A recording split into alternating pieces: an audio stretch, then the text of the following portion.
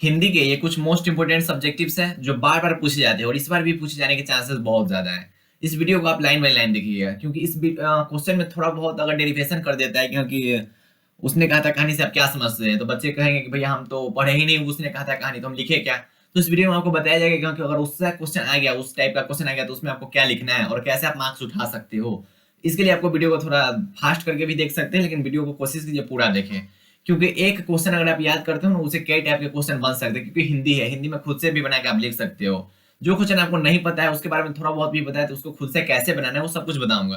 तो इस वीडियो को कोशिश कीजिए थोड़ा लाइन बाय लाइन देखें, ऐसा नहीं कि स्क्रीनशॉट लेके हट जाए। मैं स्क्रीनशॉट लेने का टाइम दूंगा, और जो स्क्रीनशॉट लेंगे उनको समझ नहीं आएगा कि 5 मार्क्स वाले में भैया कह क्या रहे हैं, उनको समझ नहीं आएगा कि क्या शिक्षा का मतलब क्या हो गया, रोज का मतलब क्या हो गया, और सदानीरा में क्या करना है। तो 5 मार्क्स में कैसे इन सबको करना है वो सब कुछ बताऊंगा, ठीक है। तो नमस्कार प्यारे भाई और प्यारी प्यारी बहनों, आप सभी का स्वागत है आपके अपने इस भैया वाले चैनल पे।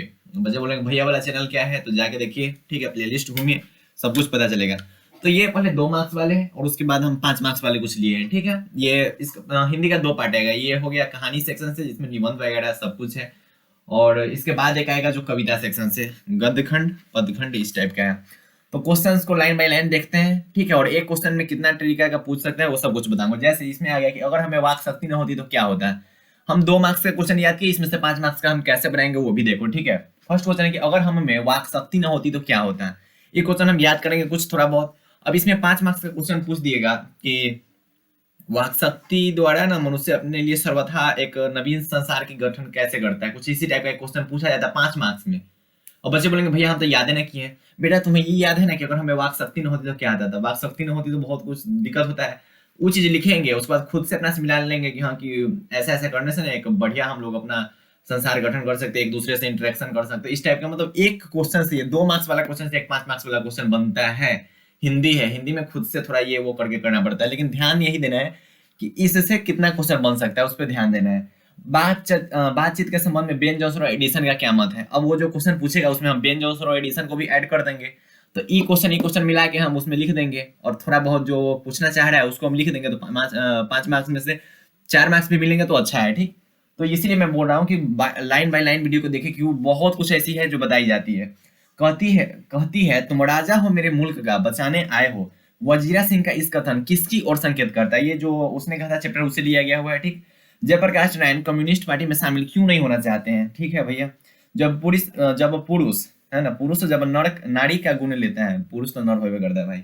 पुरुष जब नारी का गुण लेता है तब वह क्या बन जाता है। ये जो अर्धनारीश्वर का है, नारी की पराधीनता कब से आरंभ हुई है भी अर्धनारीश्वर का। आप पूछ देगा कि अर्धनारीश्वर से आप क्या समझते हैं, उस पाठ का क्या आशय है।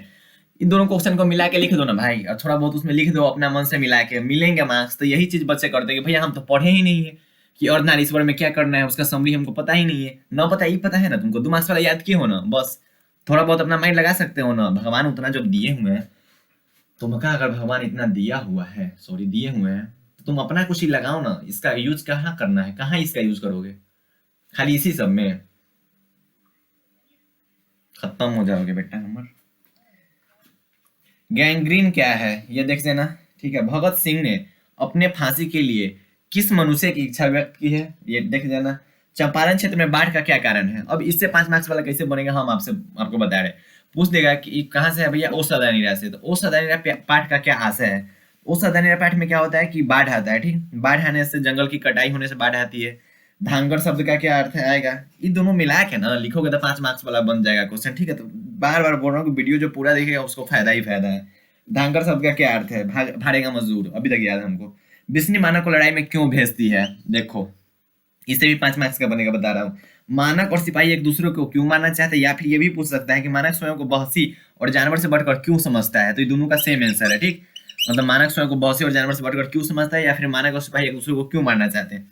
अब इससे मिला के आपसे पूछेगा कि मानक मानक बोल रहे हैं कि जो सिपाही की माँ कहानी है उसमें मानक का क्या रोल है, वो क्या करने गया है, वो क्या कर रहा है। तो ई और ई याद कर लोगे ना, याद करना मतलब समझ जाओगे ई दोनों क्या कह रहा है।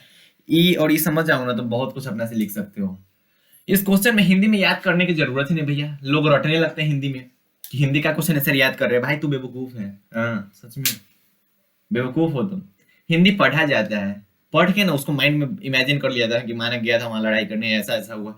एक इमेजिनेशन माइंड में बना लो तो जल्दी भूलोगे नहीं। मैंने ऐसे ही बनाया था इमेजिनेशन, क्योंकि मानक वहाँ गया था लड़ाई करने, ठीक है, ऐसा ऐसा हुआ, फिर वो घर पे आया, सिपाही उसको मारना चाह रहा था, एक दूसरे को इसलिए मारना चाहता है क्योंकि वो दोनों एक दूसरे के देश को बचाना चाहते हैं। माना कि गाँव 2 लड़की आई हुई थी जंगल के रास्ते से भाग कर, अभी तक हमको याद है। हम इमेजिन कर लेते कि हाँ कि वो लड़की ऐसे ऐसे आ रही होगी जंगल से, ठीक है, माने के घर पे आई होगी। मैं मतलब माइंड में हम एक चित्र बना लिए थे, वो अभी तक हमको याद है। ऐसा उसने कहा था, कहानी में भी हम बना चुके थे कि लहना सिंह जब मर रहा था तो वजीरा सिंह की गोद में ऐसे ही सोए होंगे, ठीक है, और वो कल्पना कर रहे हैं कि यहाँ जो आम का पेड़ है वो हमारा भतीजा, ये वो, मतलब बहुत कुछ हो जाता है। तो इमेजिनेशन हम कर लेते कि हाँ कि मान लो कि कोई दुकान है, वहाँ पे लहना सिंह गए होंगे, ठीक है, वहाँ दही बिक रहा था, वहाँ गए थे दही खरीदने, ठीक है, वो लड़की से पूछ दिए कि तेरी कुर्बाई हो गई क्या? वो लड़की बोली कि ना ना ऐसा ना हुआ था। माइंड में एक इमेजिनेशन कर लो, और ऐसा इमेजिनेशन कर लोगे ना तो जल्दी भूलोगे नहीं। माइंड में ना एक चित्र बना लो, फिल्म टाइप का क्रिएट कर लो। यही तो है यार स्मार्ट स्टडी, यही स्मार्ट स्टडी है। बोल रहे हो ना, स्मार्ट स्टडी क्या है? यही है, जो कोई ना करे वो हम करेंगे, इसी को स्मार्ट स्टडी कहते हैं। जूठन ने जूठन के लेखक जो वाल्मीकि है, ओम प्रकाश वाल्मीकि की माँ क्यों रो पड़ी हुई थी? हर एक क्वेश्चन का इमेजिनेशन करना है कि हर एक क्वेश्चन क्या हो रहा है उस क्वेश्चन में, क्योंकि कहानी है भैया, कहानी में इमेजिनेशन करो ना। कहानी में इमेजिनेशन करो कि हाँ कि उसने कहा था कहानी में क्या क्या हुआ था, क्या क्या हुआ था, सब कुछ इमेजिनेशन कर लो कि हाँ कि ऐसा ऐसा हुआ था कि अब देखो उसने कहा था कहानी हमको अभी तक याद है। अब जो टाइम देख लें तो कोई बात नहीं, बोल देता हूँ था। उसमें क्या होता है कि लहना सिंह जब बचपन में थे तो मामा के घर गए थे, ठीक, तो उनको मामा भेजे हुए थे अथी के लिए, दही खरीदने के लिए।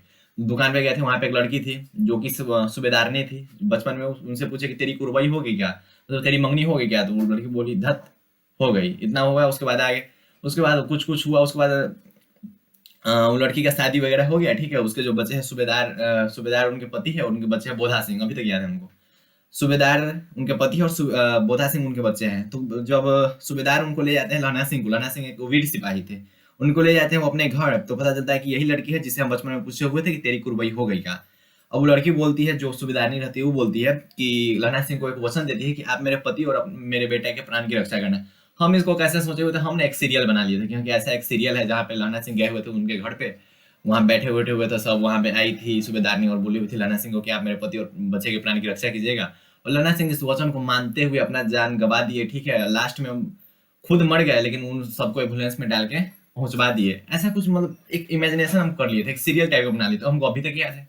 ऐसा सब लोग करो भाई, सब लोग करो।